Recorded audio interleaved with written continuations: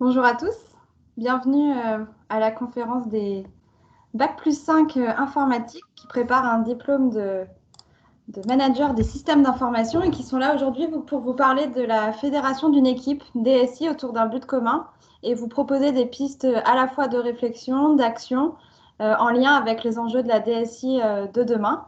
Donc, je vais leur laisser la parole pour une trentaine de minutes et puis ensuite, ils pourront échanger avec vous sur les différents retours, les questions que vous auriez à leur poser ou les expériences que vous auriez à partager à ce niveau-là.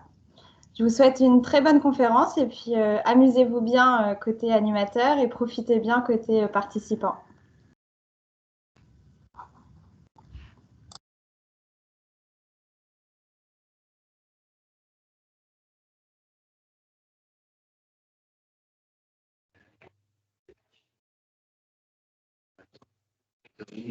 Mais un raccourci pour les slides. Mais un raccourci pour les slides. Ouais, je le fais. Oui. J'attends juste le message éditorial. Non, mais c'est bon, je vais y aller. C'est bon, on nous entend tous. Let's go. Donc, bonjour à tous.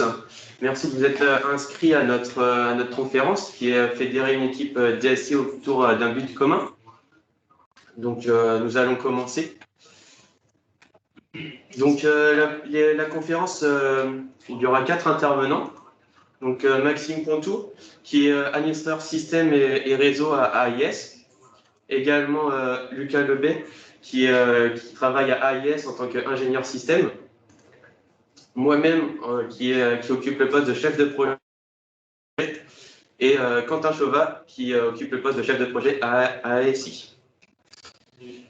Donc, cette conférence se découpera en 4 grandes parties. Donc, dans un premier temps, nous vous expliquerons qu'est-ce qu'une équipe avec Maxime. Dans un deuxième temps, je vous présenterai les phases d'une équipe. Puis, dans un troisième temps, le management transversal avec Lucas. Et pour finir, les facteurs de motivation au sein d'une équipe avec Quentin. Donc, je vous laisse avec Maxime vous présenter le sujet de l'équipe. C'est ça. Bonjour à tous. J'espère que vous allez bien. Donc, du coup, moi, je vais vous expliquer une équipe, c'est quoi. Donc, vraiment dans les grandes lignes, on ne va pas faire dans le détail ici, on n'aura pas le temps. Une équipe, c'est quoi? Déjà, c'est composé de plusieurs membres. Et pour avoir ces membres, du coup, on va passer par une phase de recrutement, que ce soit en interne ou en externe. Et quand on va faire son recrutement, du coup, on va chercher deux choses. Alors, vraiment deux choses très succinctes. Je vous dis, on va faire un parcours. On va aller chercher les compétences, du coup, pour ce qu'on a besoin, pour le projet, pour du coup la vie du service, etc. Donc, on va aller chercher des compétences qui correspondent forcément. Ensuite, on va aussi voir si on s'entend bien avec la personne et si la personne va correspondre du coup à l'esprit commun qu'on va vouloir créer et si du coup on va réussir que cette personne s'entende bien avec tout le monde. Et donc, on va créer cet état d'esprit. Une fois qu'on a recruté les membres de cette équipe, on va créer cet état d'esprit. Et comment on va le créer? Ça va être des échanges réguliers, donc tous les jours, etc. Que ce soit pour le travail ou la pause café tout simplement. Pour les personnes qui travaillent dans l'agile, ça va être le petit point régulier tous les matins, etc. Pour savoir où on en est dans le sprint, etc. Et on a aussi du coup le team building, là vraiment pour avoir cet esprit, hors travail, etc. Qu'on puisse parler d'autre chose que le travail avec les personnes avec qui on travaille. Et donc, tous ces points-là, en fait, vont créer des codes moraux pour cette équipe, que seule cette équipe aura. Et donc, cette équipe va se retrouver, on va pouvoir avoir des points de repère, on va dire, dans l'entreprise, au sein de notre équipe. Et une fois qu'on a réussi à avoir toute cette équipe, cet esprit commun, et du coup, on sait qu'on va pouvoir aller vers le but commun qu'on peut fixer pour ce service ou pour ce projet. Mais il va forcément y avoir des inconvénients à travailler en équipe. Le premier inconvénient, c'est la confrontation des avis. C'est-à-dire que du coup, on va devoir se confronter, du coup, on va forcément ne pas être 100% d'accord au début d'un projet, donc du coup, on va devoir se combattre pour que notre idée soit prise en compte ou autre, et ça peut pas forcément plaire à tout le monde. Et une personne peut être un peu en décalage d'une autre personne qui parle plus fort ou autre, donc du coup, il faut qu'on arrive à passer outre cette étape de cette confrontation des avis, pardon. Et donc, ça peut créer de la frustration au sein de cette équipe pour une personne qui ne comprend pas pourquoi sa solution n'a pas été prise en compte, son avis, on ne l'a pas trop entendu pour lui, etc. Et donc là, il va falloir passer outre. Donc soit c'est la personne elle-même qui va réussir à passer outre, ou soit ça va être le manager qui va l'aider à lui expliquer pourquoi sa solution a tout simplement pas été prise. Comme je disais tout à l'heure, on a cette étape de recrutement qui va prendre du temps aussi. Et comme je disais, il va falloir doser entre compétences et le profil, son état d'esprit, le savoir-faire, le savoir-être. Et donc, réussir à doser, ne pas trouver une personne qui est trop compétente pour le poste où on le met.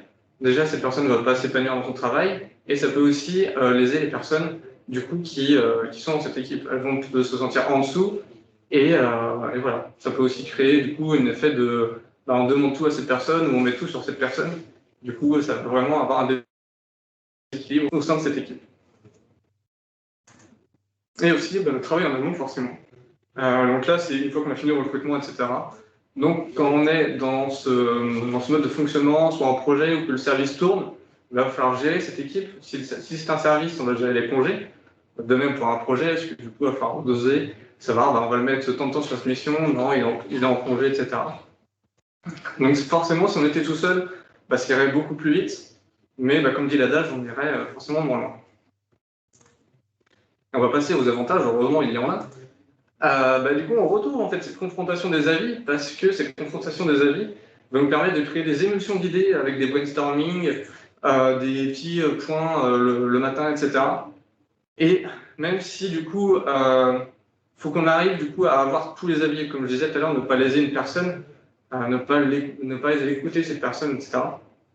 Mais une fois qu'on a cette confrontation, cette bonne ambiance, on va dire, et que cette bienveillance envers chaque personne, on va pouvoir avoir cette confrontation et donc avoir une émulsion d'idées pendant les plusieurs points qu'on aura avec cette équipe. On a aussi l'ambiance. Forcément, vous le savez, on ne veut pas être tout le temps à 100% au travail. Et des fois, le matin, on n'a pas envie d'aller au travail. On ne le sent pas aujourd'hui. Et en fait, cette ambiance peut aussi nous amener à aller au travail, nous dire bon, au moins, je vais être avec des personnes avec qui j'ai envie de travailler et elles comptent sur moi aussi. Et donc, du coup, c'est pour ça que l'ambiance au travail est très importante, outre le fait, du coup, d'avoir cette envie de travailler, même si normalement tout le monde adore son travail. Et enfin, le partage des tâches aussi. Donc, forcément, dans un projet ou dans un service, on va partager les tâches. Mais il y a une chose aussi importante, c'est qu'on va partager la pression. Et la pression qui va être exercée par la date de rendu d'un projet, où le service, on commence à avoir beaucoup de demandes, etc. Du coup, on va pouvoir s'appuyer aussi sur ses collègues pour partager cette pression. Si jamais nous, on se sent un peu, on a le moral bas, une personne va pouvoir nous remotiver pour du coup continuer de travailler à 100% pour ce projet. Et l'intelligence collective, et je ne sais pas si tout le monde connaît ici, mais du coup, je vais vous en parler un peu plus profondément. Et tout d'abord, d'où vient cette intelligence collective? En fait, cela vient de Francis Galton. Alors, qui est Francis Galton? C'est un Britannique qui est né en 1822 et mort en 1911 à l'âge de 88 ans. Il avait deux passions, c'était les statistiques et les mesures en tout genre, chacun ses passions. Et son fait d'art, c'était qu'il a démontré que du coup, plusieurs personnes qui n'étaient pas experts dans un métier, donc du coup des amateurs, pouvaient être plus fortes qu'un expert. Et comment il l'a prouvé? Malgré qu'il ne le souhaitait pas, et avec un bœuf. Et vous vous dites, comment ça, avec un bœuf? Tout simplement, en fait, je ne sais pas si vous connaissez les foires agricoles, mais il y a souvent des concours où on doit mesurer, enfin en tout cas, on doit dire le poids d'un bœuf. Et si on se rapproche le plus près de ce poids-là, on est le seul du coup à avoir la bonne réponse, on va dire, on gagne un petit lot. Et donc Francis Galton s'est rendu élu pour prouver que les personnes qui font généralement ces concours-là ne s'y connaissent pas. Et donc, il n'y a que seul un expert qui pourrait s'y connaître ou avoir la bonne réponse. Et comme je le disais, il aime bien les statistiques, etc. Donc, ce qu'il a fait, c'est qu'il a pris tous les votes, donc les 787, et il les a dépouillés. Et outre le fait de savoir qui avait la bonne réponse, il s'est dit, tiens, je vais regarder la médiane de tous ces votes. Et il s'est rendu compte que du coup, la médiane était de 542 et que la bonne réponse était de 543. Et depuis ce jour, en fait, il y a eu beaucoup plus d'expériences de ce genre. Par exemple, avec un bocal rempli de bonbons, par exemple des M&M's, vous avez demandé à une foule combien il va y avoir de bonbons dans ce bocal, donc voilà, on vous donnez des indices, et il y aura toujours une marge d'erreur d'à peu près 5%. Donc voilà, c'est pour ça que c'est comme ça qu'a été démontrée l'intelligence collective, c'est qu'on arrive en fait à deviner, à être au plus proche de la bonne réponse en étant plusieurs sur un projet ou sur une mission. Cependant, attention, c'est ici que chaque personne doit avoir son propre avis et ne pas suivre du coup un leader. Si par exemple on prend l'exemple du bœuf, si un expert aurait été là et dit non, le poids pour moi de ce bœuf est de 700 kg, bah, du coup tout le monde aurait suivi l'expert, l'agriculteur par exemple qui travaille avec ces animaux, et bien, il l'aurait suivi et donc aurait donné une réponse qui était plus proche de 700 kg. Et là du coup, vu que c'était un concours, il y avait un lot à gagner, bah, du coup tout le monde a un peu caché son vote et donne son résultat. Et donc c'est comme ça qu'on arrive en fait à trouver la bonne réponse, la bonne solution de ce concours. Donc très important d'avoir son avis critique aussi envers les personnes avec qui on travaille et de dire quand ça va pas, quand ça va bien. Ça, je laisserai mes collègues le dire plus tard. Maintenant, je vais donner la main à Guillaume pour les phases uniques. Merci, Alexis. Donc les phases, je ne sais pas si vous les connaissez comme ça, ou si vous en avez déjà, si vous êtes déjà interrogé sur ce sujet. Donc nous allons voir ces différentes phases avec le modèle de Tuckman. Je ne sais pas si vous le connaissez, mais celui qui l'a inventé, c'est Bruce Tuckman, qui est un psychosociologue américain qui est spécialisé dans les dynamiques de groupe. Et donc il a développé son modèle en 1965.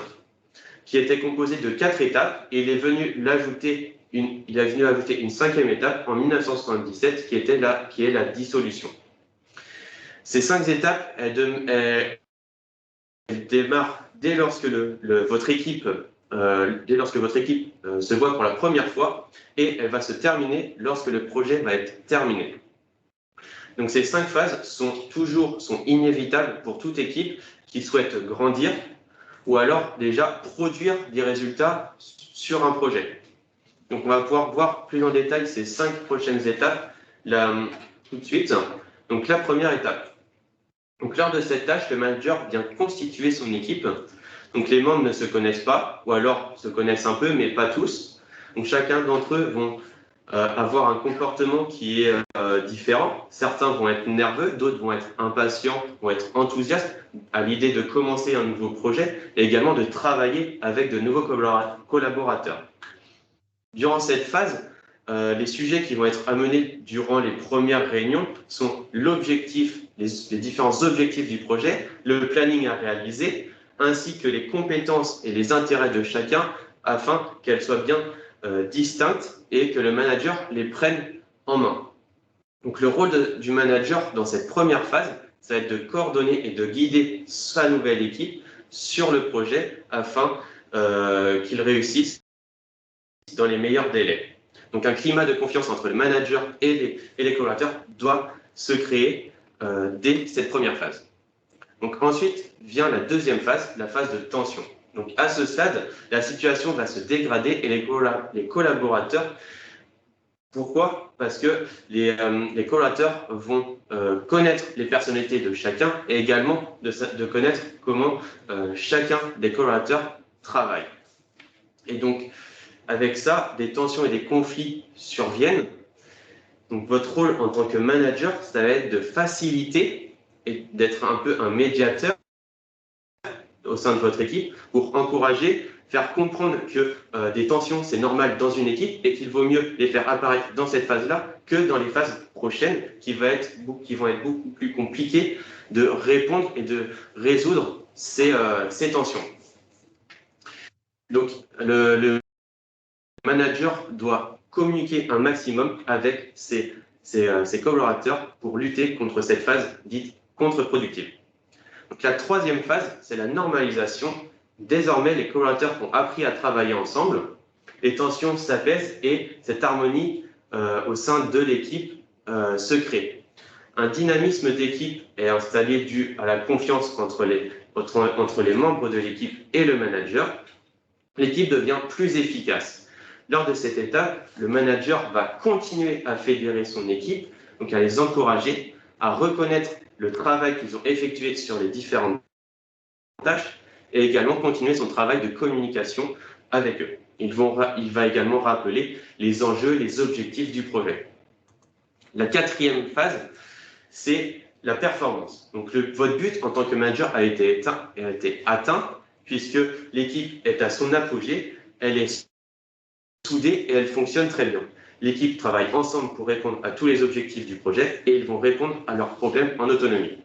Le manager va continuer, maintenant va être là pour surveiller et dynamiser son équipe, à contenir en fait, à rester sur ce dynamisme.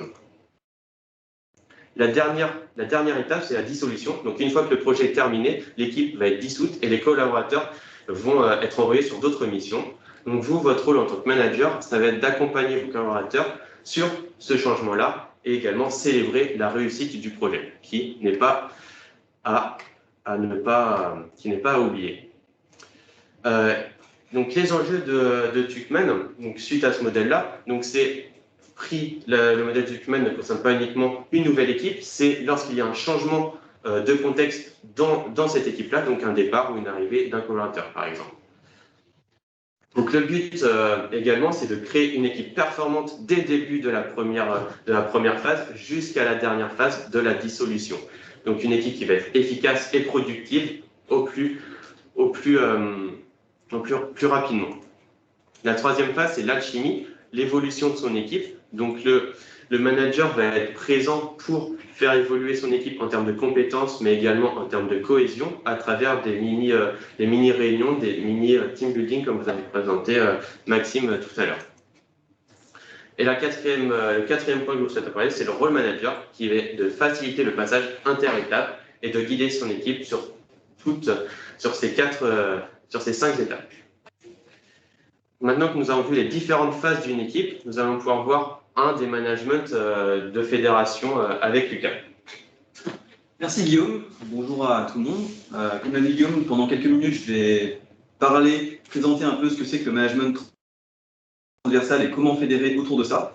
Tout d'abord, pour ceux qui ne connaissent pas trop le management transversal, qu'est-ce que c'est ? En fait, le management transversal, c'est un mode de management sans hiérarchie. C'est-à-dire que, contrairement un peu au management traditionnel, où on va vraiment avoir une organisation verticale, où, par exemple, il y aura le patron, responsable, manager et enfin employé. Là, on sera plus dans un circuit où il n'y aura pas de manager au-dessus. Les personnes s'autogèrent, ou alors c'est plus une personne qui n'a pas de lien hiérarchique qui anime l'équipe. Très souvent, le management transversal sera utilisé dans le cadre d'un projet ou d'un process. Par exemple, ça peut être la mise en place d'un ERP où plusieurs équipes seront un peu amenées à travailler sur le projet. Ça peut être l'équipe de com, ça peut être l'équipe technique, ça peut être la direction. Donc là, on va désigner une personne qui sera en charge de coordonner l'équipe.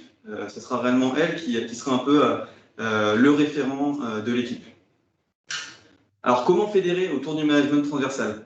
C'est peut-être là qu'on peut retrouver certains problèmes. Tout d'abord, il va falloir que le manager transversal trouve son rôle et sa légitimité pour fédérer dedans. Ça va être, comme j'ai dit, devenir le référent technique. C'est avoir une espèce de capacité à entraîner l'équipe vers un but, vers un objectif commun. Ce qu'on peut dire un peu du leadership, hein, clairement. Le leadership n'est pas forcément inné, c'est quelque chose qui se travaille.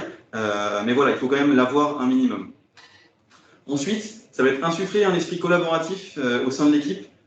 C'est pas simplement être là à observer l'équipe, vu que là, on n'a pas de lien hiérarchique, c'est réellement participer au choix des collaborateurs. Il faut réellement être dans l'équipe, montrer qu'on est dedans. Il faut créer des conditions pour travailler ensemble. Comment ? Ça va être permettre aux collaborateurs et à vous-même de réfléchir ensemble sur des thématiques. Ça peut être les réussites passées, les faiblesses de l'équipe. Ça peut être aussi les valeurs que tournent en fait, on va dire, des collaborateurs de l'équipe. C'est ce qui va surtout motiver l'équipe à travailler ensemble et bien sûr, obtenir un environnement de collaboration permettra à cette fédération. Ensuite, donner du sens à ce que vous faites. C'est que vise-t-on ? Quels sont les enjeux ? Quelles sont les finalités ? Toutes ces questions que le manager doit répondre pour ses collaborateurs, pour que même ses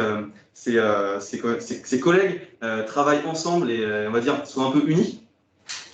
C'est avoir des objectifs clairs et motivants, des objectifs qui répondent aux mêmes règles, des règles SMART que Quentin viendra parler un peu plus en détail ensuite.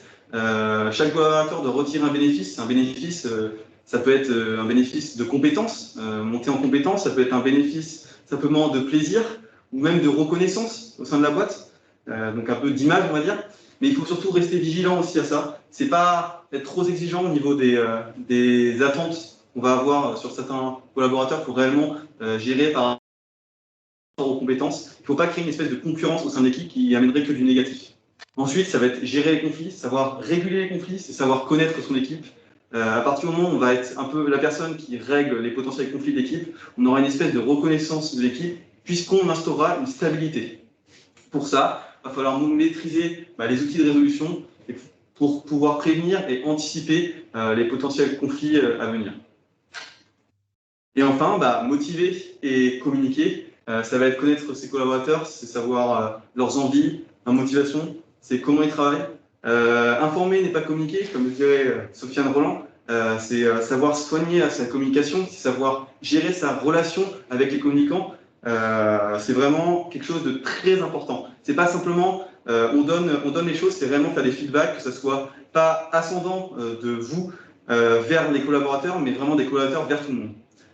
Ensuite, nous allons passer vers les facteurs de motivation avec Quentin. Merci Lucas, bonjour à tous. Je vais vous parler des facteurs de motivation, que ce soit les facteurs de motivation des collaborateurs d'une équipe ou des managers en eux-mêmes. Donc déjà, je vais vous parler d'une étude qui a été réalisée par Open Sourcing en mai 2020 qui répond à la question de quels sont les facteurs de motivation des Français au travail en ce moment. Donc ce qui ressort en premier point, c'est le bien-être au travail. Le bien-être est recherché par la majeure partie des salariés en France. Et un point qui ressort de ce bien-être, donc une autre étude qui a été réalisée par HubOne, quels sont les facteurs de bien-être au travail? Un facteur qui ressort à 13%, c'est la capacité des managers à reconnaître la qualité du travail effectué par ces équipes. Ce qui ressort également de ces facteurs de motivation, c'est la culture de l'entreprise, la formation, que ce soit la formation en interne, en externe, la rémunération évidemment, mais surtout, en deuxième point, ce qui ressort le plus de cette étude, c'est la communication et le management participatif. Il faut vraiment adopter une communication fluide et transparente avec vos équipes, les collaborateurs, pour qu'ils sachent quels sont leurs objectifs dans leur projet, pourquoi ils avancent, pourquoi ils travaillent, quels sont les aboutissements et à quoi ça va servir, tout ce qu'ils font. Et également, adopter un management participatif, donc déléguer une partie du pouvoir managérial aux équipes via notamment un gain d'autonomie pour ces équipes, pour les mettre face à leurs responsabilités et qu'ils s'impliquent d'autant plus dans leur mission. Les personnes aujourd'hui peuvent se poser plusieurs questions quand ils travaillent, par exemple, suis-je utile à mon travail? Hormis mon salaire, que m'apporte mon travail sur le plan plus personnel? Et également, si j'étais au chômage partiel pendant plusieurs mois, on l'a vu avec la crise, et que l'entreprise se porte tout de même bien, est-ce que je suis vraiment utile à mon travail? Puisque malgré plusieurs mois d'absence, l'entreprise fonctionne très bien et n'a pas eu besoin de moi. Donc il y a une étude qui a été réalisée pour savoir est-ce que le sens au travail était important pour les salariés en France. Et 87% d'entre eux disent que oui, le sens accorder du sens au travail, c'est important. 63% d'entre eux disent surtout que le manager doit donner du sens au travail de ses équipes. Vous allez me dire, comment on donne du sens et qu'est-ce que le fait de donner du sens au travail des équipes? C'est ce que je vais vous présenter. Donc, le fait de donner du sens au travail, c'est ce qu'on appelle une théorie qui s'appelle le sense making en anglais, qui a été développé par cet universitaire américain, donc Carl Wick, qui est également professeur de psychologie et professeur de sciences de l'organisation. Il a détaillé dans plusieurs de ses ouvrages que le travail doit d'abord procurer du plaisir. Donc, pour qu'un collaborateur ait du sens dans son travail, il faut qu'il éprouve du plaisir, que la finalité soit bien claire, que les objectifs soient bien définis, que ce soit épanouissant pour lui, qu'il puisse monter en compétence et atteindre ses objectifs, que ce soit des objectifs personnels ou professionnels. Mais il dit surtout que cette notion est bien personnelle, propre à chacun, et que tout le monde n'a pas les mêmes façons de donner du sens à son propre travail. Je vais vous présenter plusieurs manières, plusieurs axes à creuser pour donner du sens au travail des équipes. Ce premier axe, c'est partager la vision de l'entreprise. J'en parlais tout à l'heure, si les valeurs de l'entreprise, les objectifs de l'entreprise sont bien clairs pour les équipes, cette ligne directrice va permettre vraiment de fédérer cette équipe vers le même but, avancer vers ce projet commun et ce but commun au sein de l'organisation.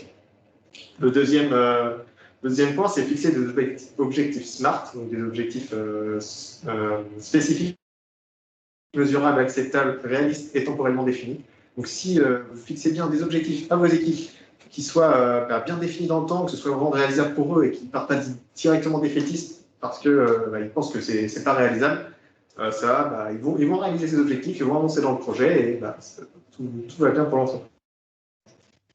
Donner de l'autonomie, donc je l'ai évoqué tout à l'heure, donner de l'autonomie, ça va permettre de les mettre face à leurs responsabilités. Ça va être une source de motivation pour eux et ça va leur permettre d'avancer et de se donner d'autant plus dans leur mission au quotidien.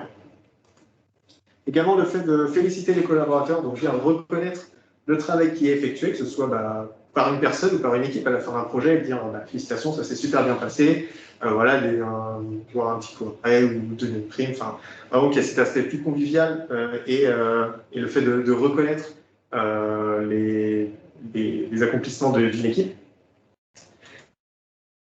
Et enfin, créer une bonne cohésion d'équipe au sein de l'équipe, au sein d'un projet. Puisque si l'ambiance au travail au sein de l'équipe est bonne, les membres de l'équipe vont être d'autant plus motivés pour travailler ensemble sur un projet commun et donc avancer vers ce but commun. Vous, en tant que manager, il faut vraiment favoriser la solidarité de l'équipe, la convivialité et l'esprit d'équipe de manière générale. Donc, je vais repasser la main à Lucas qui va conclure. Merci Quentin.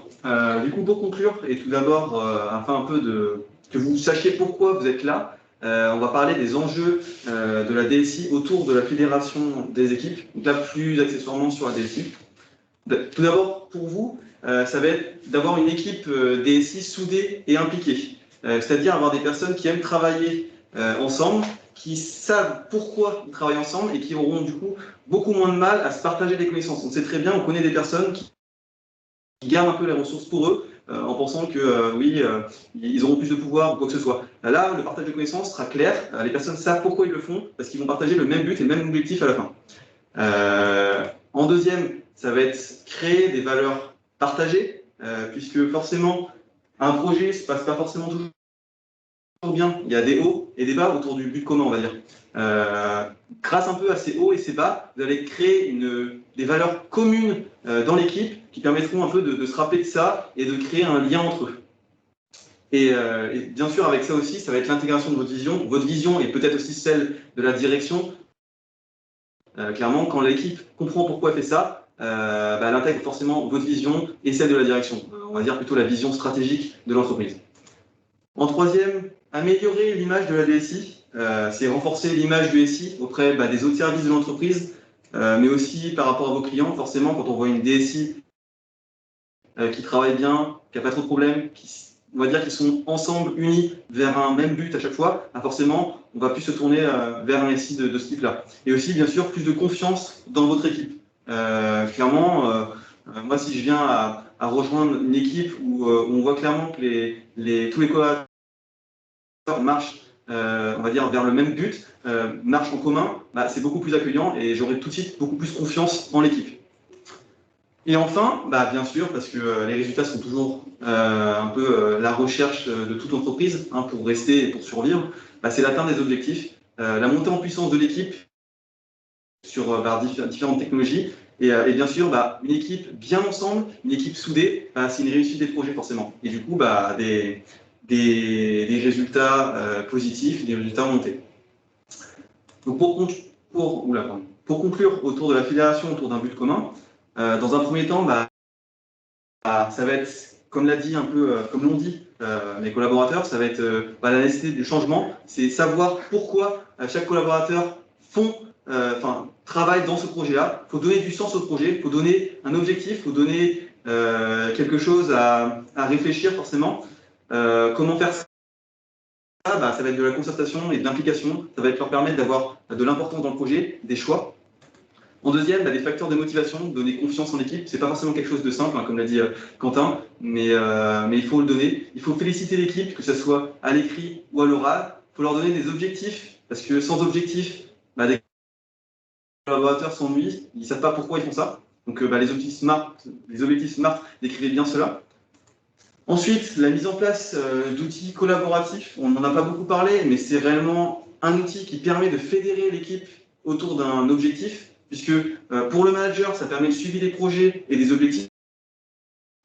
visible potentiellement par les collaborateurs, mais aussi le rappel des réunions et des feedbacks hebdomadaires, puisque surtout en début de projet, il faut mettre en place des feedbacks pas ascendants, il faut vraiment que les feedbacks soient des deux côtés. Et permet l'échange et la mise en commun des travaux forcément de tous les collaborateurs, de toutes les équipes, puisque forcément c'est assez dur, on va dire, de discuter, l'échange est parfois difficile entre les services, donc la mise en commun peut être très importante. Et enfin, se donner la capacité d'agir. Là, je vais plutôt parler dans un projet. C'est vraiment avoir de la souplesse au sein d'un projet. Surtout quand on peut avoir un problème, il faut savoir basculer rapidement vers un plan B. Comment se faire? C'est avoir plusieurs stratégies dès le départ. Il faut travailler ça en amont. C'est comme, on va dire, un sport collectif. Il faut pouvoir changer de stratégie, pouvoir changer de tactique, on va dire, au cours d'un match. Et pour ça, il faut avoir la confiance de son équipe. Et la confiance, on ne la gagne pas dès le début comme ça. Voilà. Merci pour votre écoute. Place aux questions. On va remettre le son juste pour pouvoir vous entendre.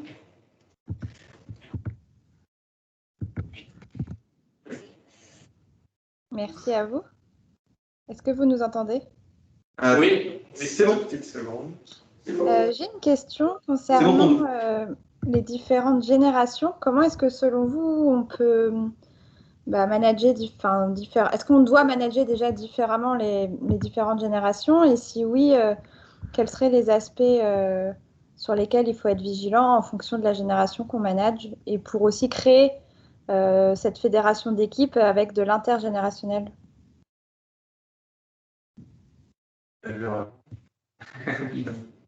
Alors, c'est vrai que on peut penser qu'il y a vraiment un management qui est différent, mais on en a parlé un peu, surtout en plus un peu aujourd'hui, mais c'est sûr qu'on n'aura peut-être pas forcément le même management quand ce sera une personne qui aura 20 ans, qui sera potentiellement très dynamique, avec une personne qui sera, je ne veux pas froisser n'importe qui, mais qui sera peut-être plus âgée, plus vers la cinquantaine, ou peut-être même la soixantaine.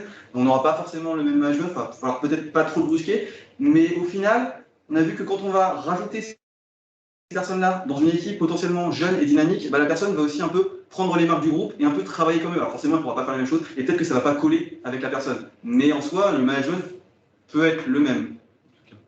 Voilà. Si ça répond à votre question. En partie, mais du coup, vous êtes en train de dire que les générations un peu plus vieilles sont plus molles et plus lentes que les jeunes générations. Voilà. Je voulais pas froisser. Non, c'était pas l'objectif. Je pense que ce que voulait dire Lucas, c'est que du coup, les personnes qui ont plusieurs années de carrière, qui sont, j'espère pour elles, plus vers la retraite, ont vécu un management vertical depuis de nombreuses années. Et que là, maintenant, il y a un chamboulement qui est en train de se créer avec le management transversal qui est en train d'expliquer Lucas. Et donc, ça peut être dur, on va pas dire du jour au lendemain à cette personne, du coup, tu n'as plus de manager ou ça va plus se passer comme ça dans ton équipe. Elle va forcément devoir l'accompagner aussi. Alors qu'une personne qui arrive dans l'entreprise, on peut plus facilement la mouler, on va dire, au moule de l'entreprise. Et typiquement, on peut prendre notre cas, nous les alternants, généralement, du coup, on est une personne assez jeune. C'est pour ça que les entreprises aussi aiment les alternants, c'est que du coup, ils peuvent nous mouler comme ils veulent, on va dire, pour qu'on corresponde bien aux valeurs de l'entreprise, etc. Donc, il y a peut-être une différence de management du coup à ce niveau-là pour l'adaptation plus d'un nouveau management. Merci. Ok, merci. À méditer du coup. À méditer. Est-ce que vous avez d'autres questions? Peut-être qu'on a des questions à l'écrit. Si vous n'osez pas mettre le micro, peut-être avez-vous des questions à l'écrit, on ne sait jamais. Pour l'instant, il n'y a pas de questions dans la barre de conversation. Oui. Moi, j'ai éventuellement une question, si vous m'entendez bien, qui concerne la difficulté à gérer à la fois des équipes en mode projet, donc en management transversal, sur des projets, sur des temps courts, même si court, ça peut être 1 an et demi ou 2, et à gérer en parallèle une équipe DSI qui, elle, est plutôt pérenne et qui, elle, a aussi des composantes, pas que, mais aussi des composantes en management vertical. Est-ce que vous avez des apports là-dessus? Merci.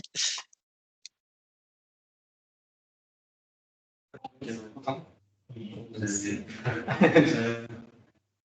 que vous pouvez un petit peu reformuler, s'il vous plaît, votre Ma question, c'est que quand on dirige une équipe SI, on a une équipe qui est pérenne, qui est là pour longtemps et qui est managée aussi en mode management vertical, c'est-à-dire qu'on a une responsabilité hiérarchique, une gestion des congés, une gestion des y compris du parcours de progrès de la personne au sein de l'équipe et au sein de l'entreprise, ce qui est un mode un peu plus traditionnel de management. Et en même temps, il faut utiliser les mêmes personnes pour les convier et les amener dans une équipe projet qui, elle, peut être transverse, gérée en management transverse, et qui a une durée de vie beaucoup plus courte. Et le croisement des deux managements, le management vertical hiérarchique et le management transverse, c'est pas forcément facile. Est-ce que vous avez vu dans vos recherches des éléments là-dessus? C'est le mélange vraiment de ces deux managements. Ouais. J'ai pas personnellement creusé le sujet puisque j'aurais pas de réponse à vous apporter.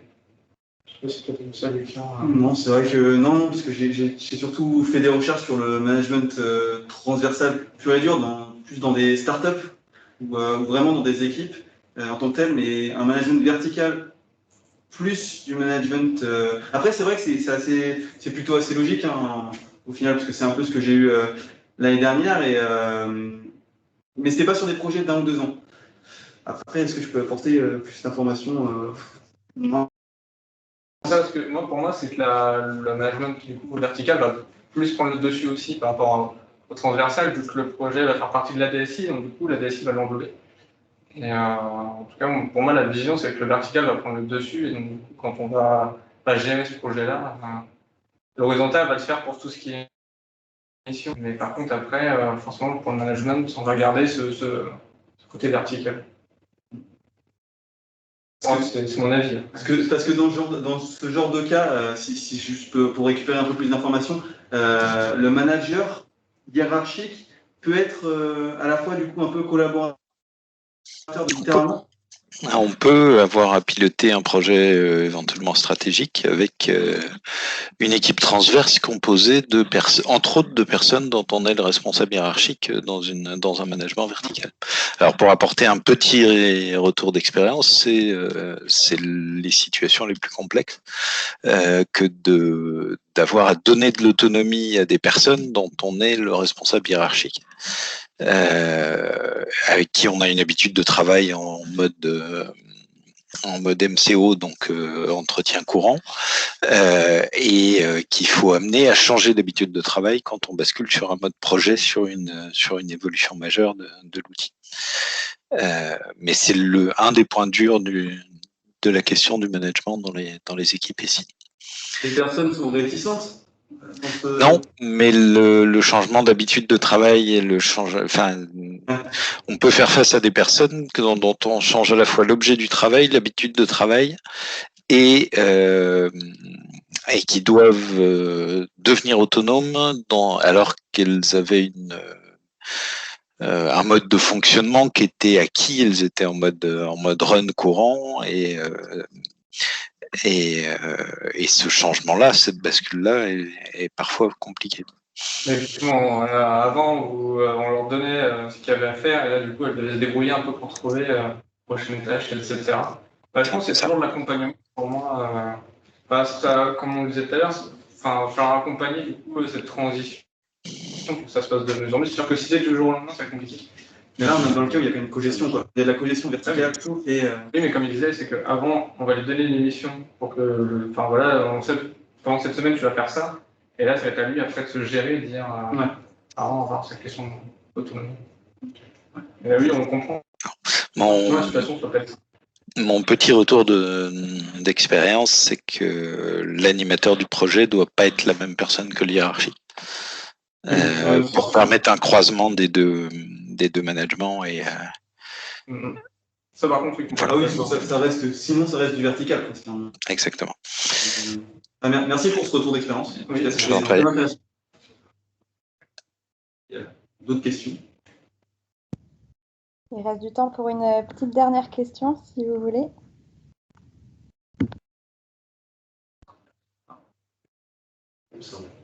Mais non. C'est pas Zoom. La réunion s'autodétruit en 2 minutes. Non. Ah, si vous avez aucune question, on va peut-être remettre. Il y en a d'autres après nous. Voilà. N'hésitez pas d'ailleurs à les J'espère regarder. que vous êtes inscrits aux prochaines conférences hein, sur les enjeux. La cybersécurité et le Green IT. Le Green IT, exactement. Voilà. Merci. Merci à vous. Merci de votre Merci participation. beaucoup à vous. Merci d'être venu. Bonne soirée. Bonne soirée à vous. Merci, au revoir. bonne soirée. Également, merci. Merci.